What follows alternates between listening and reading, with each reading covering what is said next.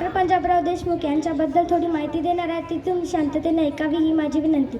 Doctor Bhausaheb Deshmukh यांचा जन्म 27 डिसेंबर 1898 मध्ये झाला. ते अमरावतीतील पापड गावात एका शेतकऱ्याच्या घरी जन्माला आले. त्यांनी शाळेचे शिक्षण अमरावती येथे व नंतर पापड येथे पूर्ण केले.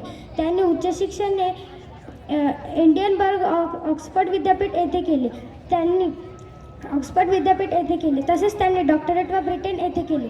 त्यांच्या संशोधनाचा धर्म पहाट आणि त्याची वाढ असा विषय होता.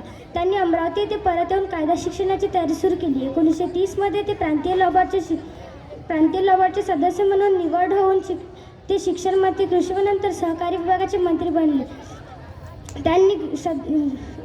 मंत्री बनले होते. तर स्वातंत्र्यानंतर त्यांनी भारतीय राज्यघटनेच्या विकास समितीचे सदस्य झाले. 1952, 1957 आणि 1962 रोजी त्यांचे खासदार म्हणून नियुक्त झाले. तसेच ते 1952 ते 1962 पर्यंत कृषी मंत्री राहिले. त्यांनी गरीब विद्यार्थ्यांसाठी श्रद्धानंद वसतिगृहे सुरू केली आणि प्रसिद्ध श्री शिवाजी शिक्षण संस्थेची स्थापना केली. आज या संस्थेच्या वैद्यकीय महाविद्यालय, अभियांत्रिक महाविद्यालय व इतर शैक्षणिक संस्था आणि वसतिगृहे यांचा समावेश आहे. शेतकरी स्थिती सुधारणा करण्यासाठी त्यांनी भारत कृषी समाज स्थापन केले आणि त्यांनी अधिवक्ता धोरण कायम ठेवण्यासाठी एक वृत्तपत्र म्हणजे महाराष्ट्र केसरी सुरू केले. अशा या महान व्यक्तीचे सन 1965 मध्ये निधन झाले. धन्यवाद.